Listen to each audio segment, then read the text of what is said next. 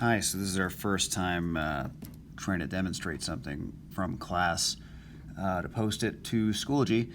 So what I want to do is demonstrate kind of what we did today in groups. We had 16 cards, we gave them out to everybody. So let's just pretend I have 8 cards, or 8 values, and it could be from any statistical question like how many pets do you have, even though some of these numbers are going to be pretty big. How many pets do you have? How much money do you have in your wallet? You know, something that's going to result in a lot of small answers. So what we'll do is we'll find the mean, median, and mode, put that stuff in a dot plot.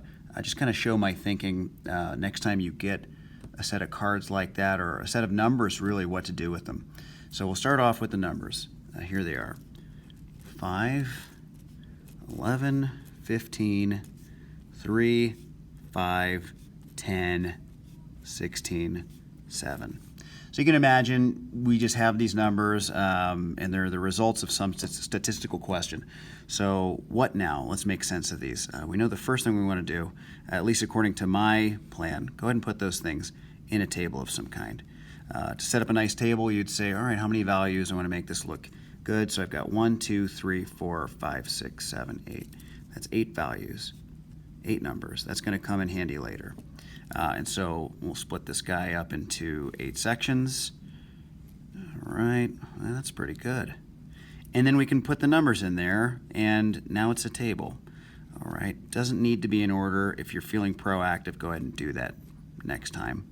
And some of your homework questions tonight aren't this thorough, you know, this many steps, but just seeing it from start to finish my way might help you.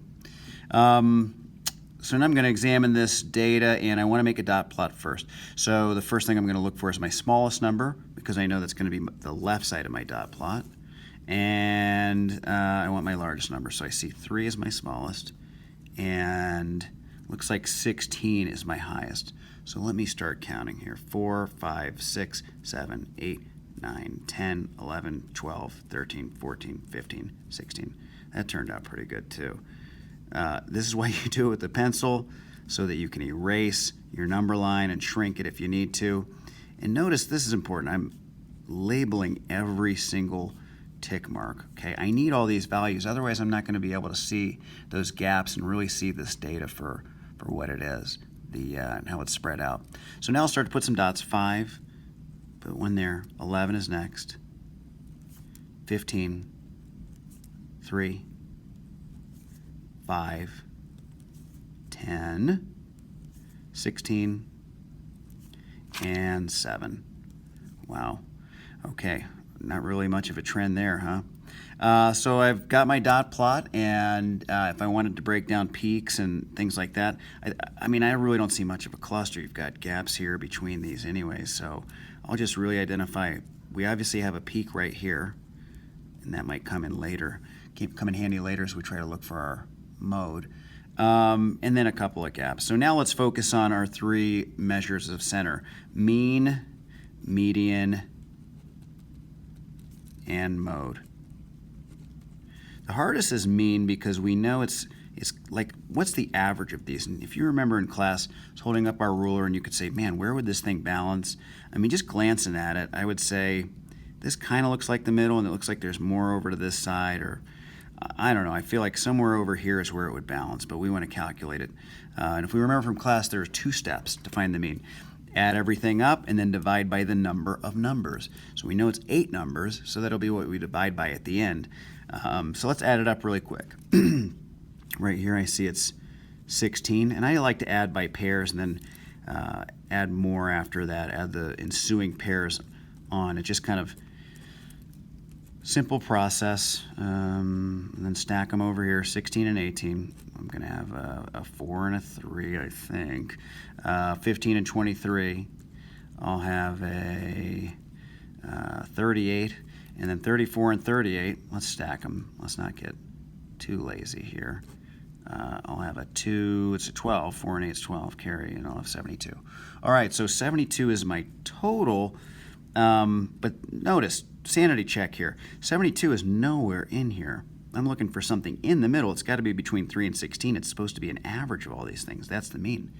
So let me do 72 divided by 8. And if if I know my times tables, 8 times something equals 72, and that missing value is 9. So really my mean is 9. The median is complicated. I guess I need to do something before I just kind of start looking at these numbers or over here. I'm just going to rewrite these numbers in order, smallest to big. That's the fastest way to find our median. So over here, if I still got space on the page, I've got, in order here, I'll say it's 3, 5, 5, dot, 7, 10, 11, 15, 16. Okay, working from the outside in, so I'll go cross, cross, cross, cross, because median, remember, was a fancy word for middle. But the things have got to be in order. Your data's got to be in order.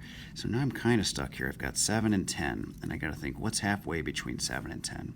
I have two options. I can either say 17 divided by 2, or I can say 7 is 3 away from 10. So I know halfway and halfway, I'd say 1.5 plus 1.5 will give me this 3. So 7 plus that 1.5 is going to be 8.5. Okay, and 17 over 2, I mean, if I do this out, I'm going to see that I've got 2 into 17. 2 goes into 17 8 times, minus your 16. I have a 1, and classically you put that 1 over the 2, so it's the same thing. My favorite. Easiest one, last one. I didn't realize that was off the page, I'm sorry. Easiest one, mode, and we should be thinking most, but not the most. This is wrong. That's the maximum. We've never addressed that. The mode means the most, as in the one that occurs the most. And so which one do we see? We can look here even to see which one occurs the most. It's 5. 5 is the only one that repeats. It's the peak. So 5 is going to be the mode there. All right? So hopefully this helped folks just from start to finish. Think about where we began with just 8 random numbers, and we were able to do a lot with that. So don't give up. Just kind of think of another way to try it, or check any resources you've got, and you can always email me. I'll do my best to help you. Thank you.